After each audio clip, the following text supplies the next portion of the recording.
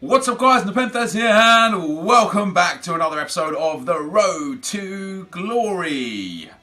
Today we've actually got Division 1 gameplay. I played through a Division 1 run this week. Last week, I don't know what my problem with FIFA was last week. I don't know why I was playing bad. You know, I used the same team I'd used for the previous 2 weeks where I got 28 and 3 games spare, so I could potentially have got as many as 31 wins, and the week before 34 wins.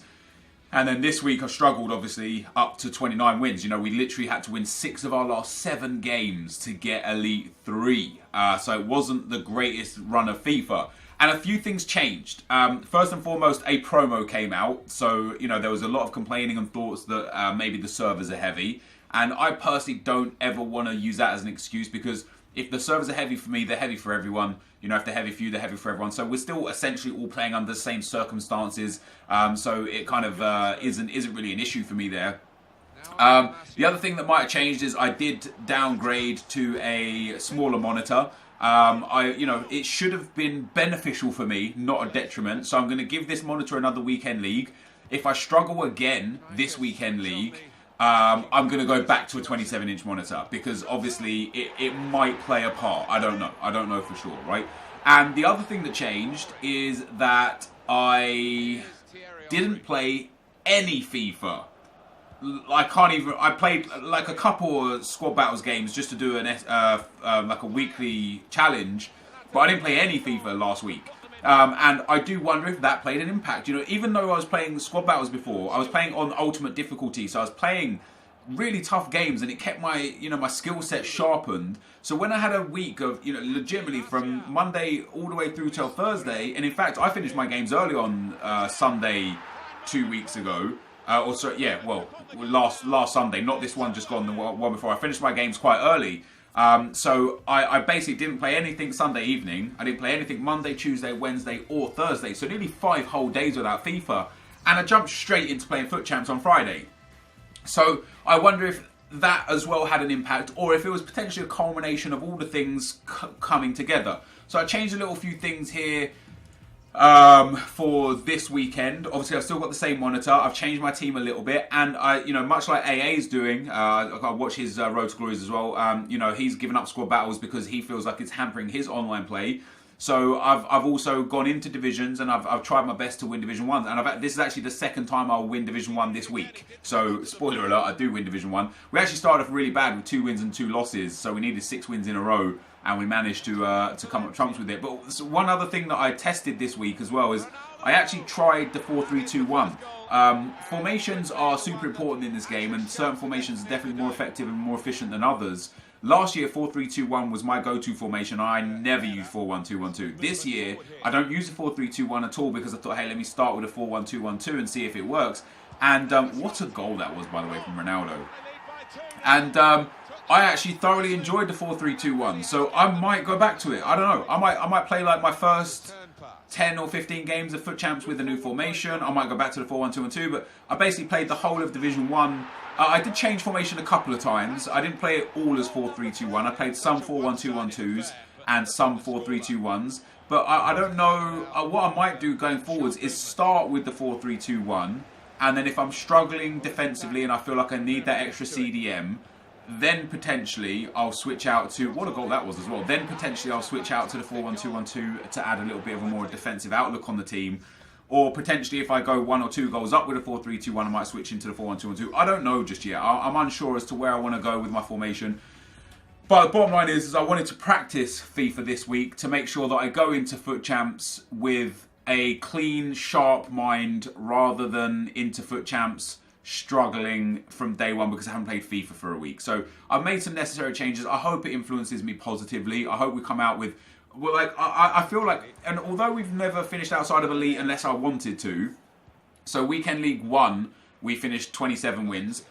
Other than that, I've always finished Elite, except for 2 weekends ago when I specifically finished on 28 wins for the team of the group stage 100k packs. Not that it worked out for us, but hey.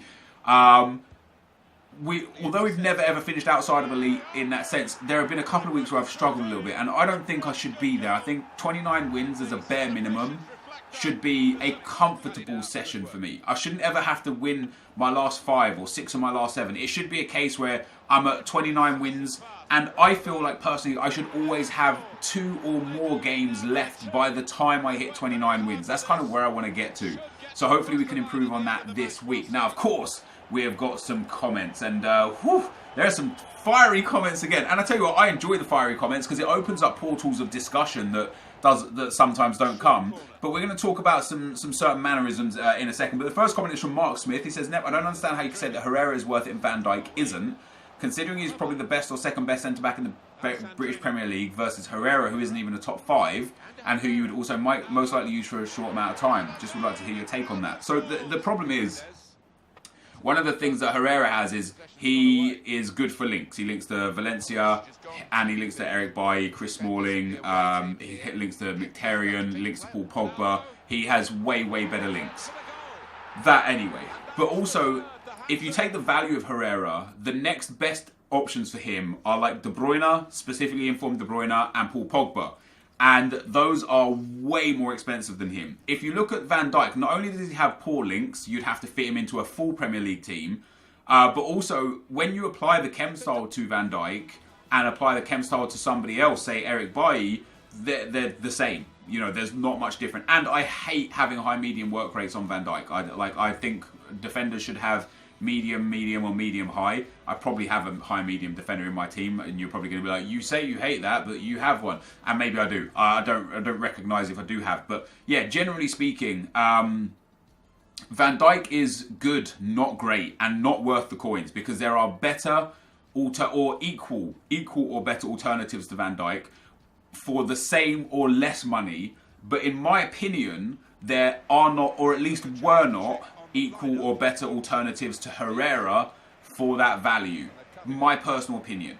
So that's why I went for Herrera. You know, he fits my team. He fits the meta that I'm trying to build right now, which is a really tall, bulky midfield, you know, with good all-round kind of stats. So he's high, which is perfect. He's got 4-star weak foot, which is perfect. He's 6 foot, which is great. You know, I think he fits a lot of things in what a player should have and does have in the meta for FIFA.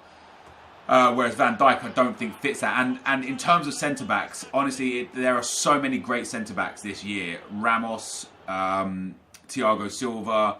You've got, obviously, the icons that people use in Rijkaard and Desailly. You've got Eric Bailly, Jerome Boateng. Who else do I see all the time? Socrates is a great centre-back this year. You know, you see the same centre-backs all the damn time, like the hero Benatia, Chiellini. So there are just so many centre-backs that are just cheaper than Van Dijk, in my opinion. And that, as I say, it is literally just my opinion. If you think Van Dijk is value for money because he suits what you want and what you need, do him. Or you should have done him. It's too late now if you haven't done him. But yeah, me personally, I don't necessarily think that he represented value for money. He's a card that I would have had to change my entire team to fit in, which I wasn't willing to do. And it's just generally a card that I didn't look at that card and think, holy damn, I need this card. That's just not what I got from that card personally. And somebody actually replied to this comment.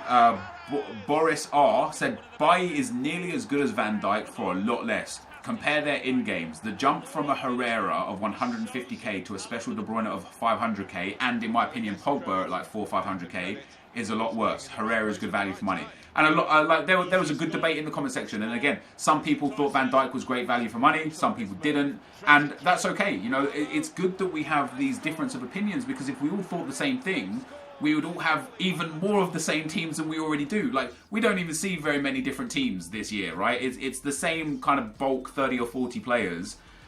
So it's already like very limited in the sort of teams that you come up against and the sort of players you play against. If everybody saw eye to eye on every subject, it would be even worse. It would be even worse, you know what I mean? We'd literally be there, and if everyone was like, Herrera's great and Van Dijk is terrible, everyone again would just see the same thing again. And look at that, another team with Boateng and Eric Bailly. They're just the go-to dudes this year. We then got Alistair Brash said, hey Nip, love the vids, keep it up. I think you're ridiculously OTT when it comes to composure. It's a completely irrelevant stat. If you had one card with 25 composure and one card with 99, I guarantee you wouldn't feel the difference. First and foremost, you can't guarantee that, right? You just can't. It's impossible for you to guarantee that. I understand the sentiment of what you're saying, though. He says, I have in my team Aguero, who has 90 composure, and he feels no better, if not worse, than Maguire. Sadly, I can't fit him in my team. I think you should start looking at more important stats, for example, agility and balance. Also, curve is hugely important, as finesse shots are a massive part of FIFA. Thanks for reading if you take time to do so. And somebody replied back with this comment, basically with how I would have answered this, from Alex Young. Says, even against the AI on career mode, get Sterling to 90 finishing with 76 composure and he fluffs one-on-ones all the time. Somebody with 80 finishing with 90 composure will finish low-driven shots all day. And then Alistair then says, it's not even a shooting stat. It doesn't affect it at all. And based on your response to Alex Young, Alistair, it shows me that you actually don't know what composure does or how it's important or what it affects. Because the fact that you think it doesn't affect shooting at all just shows why you're wrong in your assumption of how important a stat it is, in my opinion. And interestingly enough, there was actually a thread on Reddit today. I actually got up a thread which is talking about the composure stat, but there was another thread on Reddit today where let me see if I can find it real quick. Apologies. So EA rep quote on composure from a recent 442 article, and this thread was released an hour ago, so like a few hours before you're watching this video. And the EA rep says skill gap is a very important part of the game. A lot of the professional FIFA players have impressive records. They basically don't lose a game. In that sense, composure is a big part of their play style, but also a big part of FIFA 18's general mechanics. So this is an EA representative saying composure is a big part of FIFA 18's general mechanics, because it's what makes everything work or not work in terms of what RNG is. In-game, the composure attribute determines the distance at which the player with the ball starts feeling the pressure from the opponent. The players with the highest composure attribute will feel less pressure and therefore will have less error when kicking the ball. The key is to make sure you don't take rushed decisions when under pressure. And that is bang on why I think composure is such a good stat, because it's all well and good having 99 finishing, 99 shot power, 99 long shots, but if you have 80 composure and as a defender pressing you, those stats go out the window, because as it says here, the higher the composure, the less pressure they feel, therefore the less error when kicking the ball.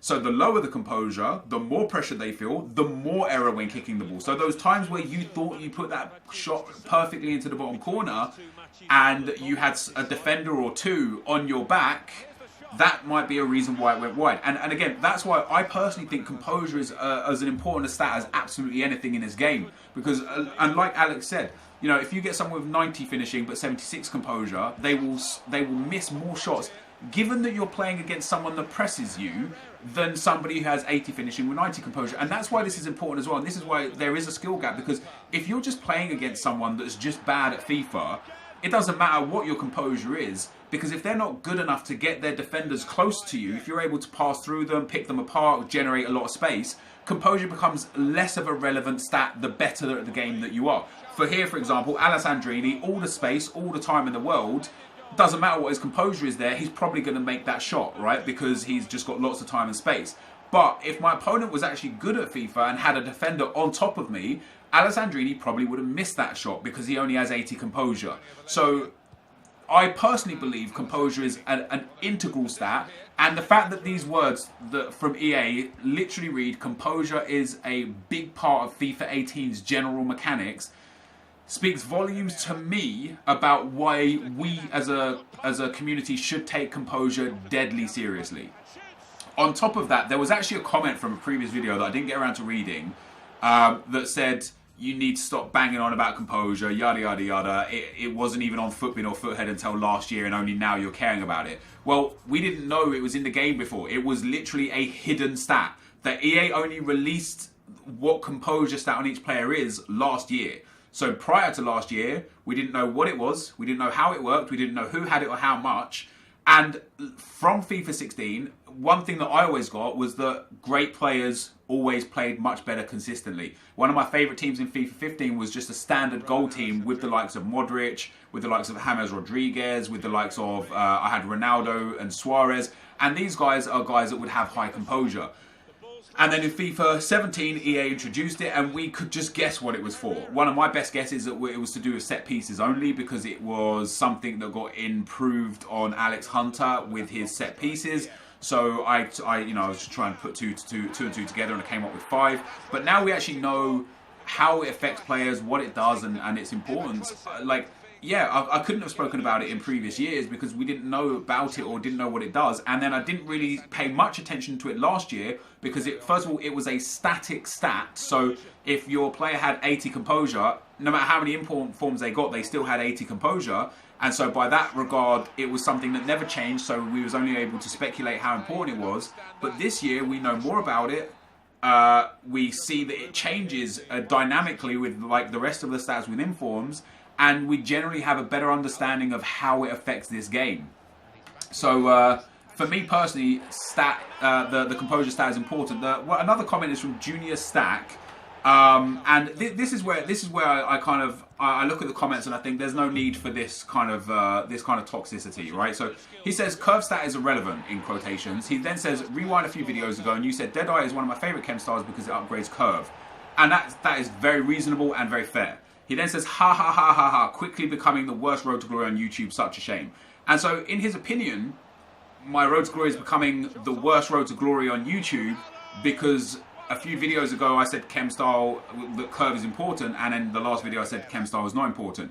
What he didn't do is he didn't add context. And so for me, if you've got something that you want to say, if you want to say, hey, how come a few videos ago you said curve was important and now you're saying curve wasn't important, just ask that question. You don't have to have a shot at me or laugh or take things out of context because you know full well the context that this is in. When we're talking about the curve stat being irrelevant, we was talking about Herrera and the fact that and again, this is my opinion personally, but in my opinion, curve is irrelevant on central base midfielders because you don't cross it with them. You generally don't shoot with them, specifically not finesse shots, it's more driven shots. I don't take my set pieces with Herrera, so on him, curve is an irrelevant stat. But yes, curve on an attacker is a very, very relevant stat because when you take finesse shots, the more curve you have, the more it will curve. And there was a response to Junior Stack from Daddy Harambe. He replied to him and literally said, it's irrelevant for a midfielder, but for an attacker with a finesse shot trait, it's not.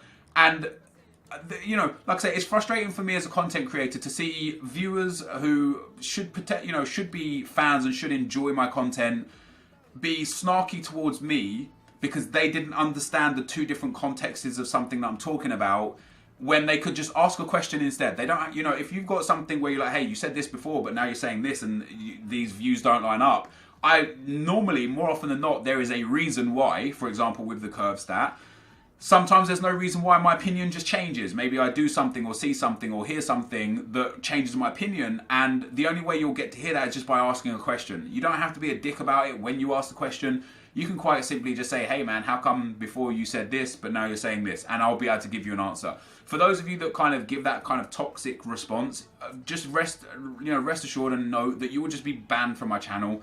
It won't stop you necessarily from watching the videos because that's not what blocking on YouTube does, but it will stop you from interacting with the videos, which is something that I think is a good thing. So, that is going to be the end for now. We're going to go into rewards now. I did have 2 more comments. One of them was about traits. Let's just get into it. Maxime says, how do traits work? Like if 2 players have the exact same trait, shooting stats, but one of them has long shot traits, will they actually be better? If yes, by how much? We don't know. This is one of those things I would love for EA to clarify. What do traits do? What do specialities do? What do the in-game stats mean? And what do they do? Like even with composure, it says, at what distance the player with the ball starts feeling the pressure.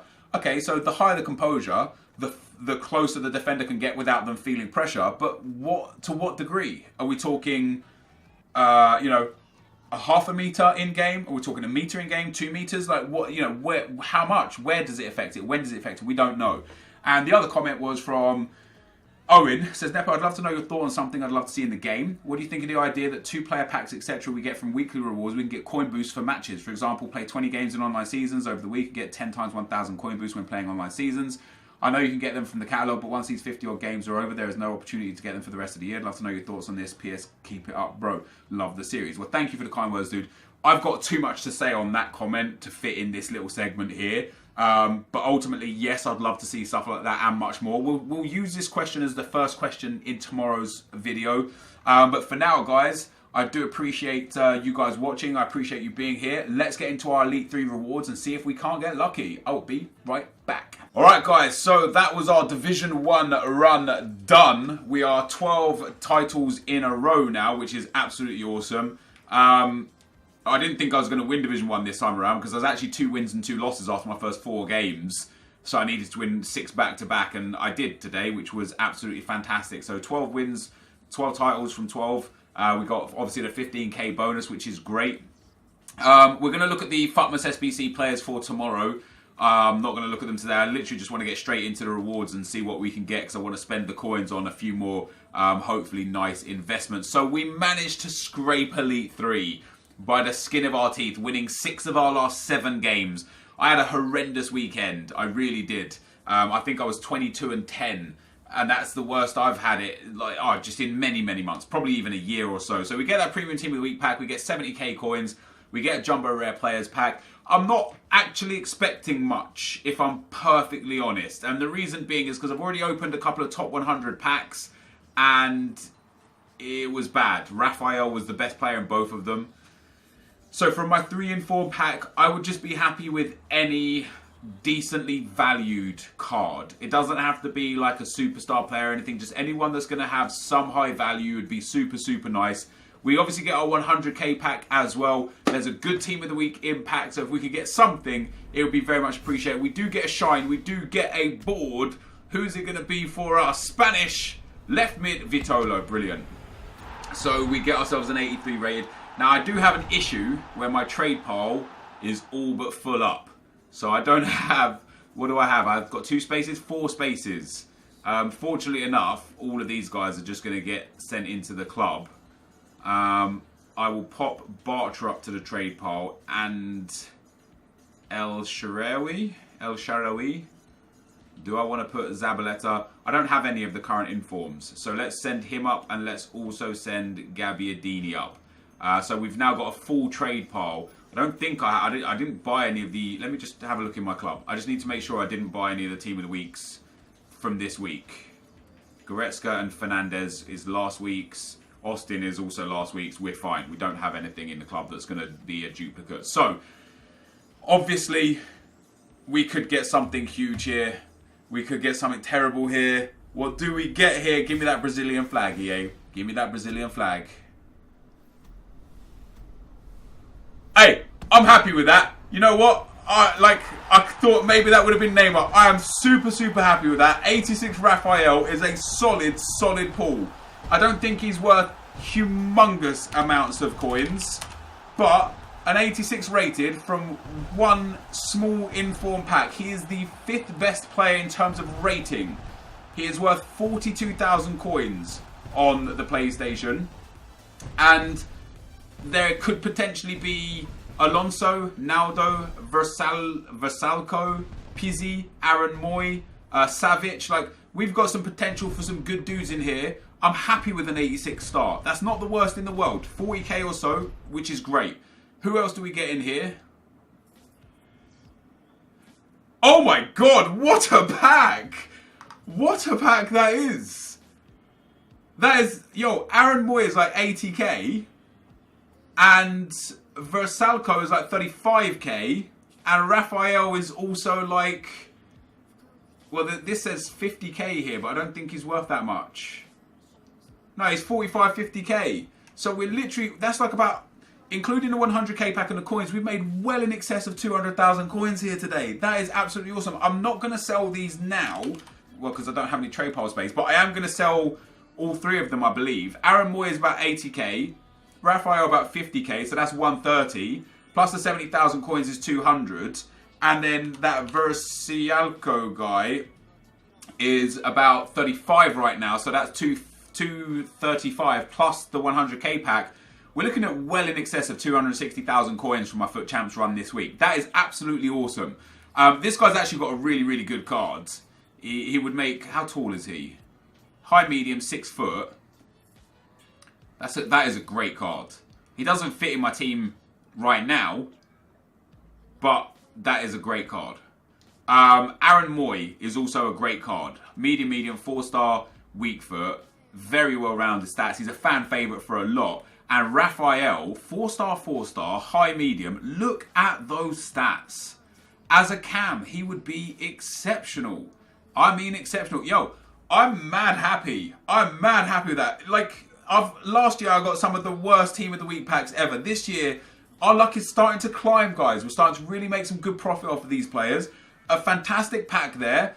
This, dudes, is going to be the end of the video. If you did enjoy it, be sure to leave a like, rating, comment, and subscribe to my channel if you haven't already. But for now, guys, I'm out. Peace.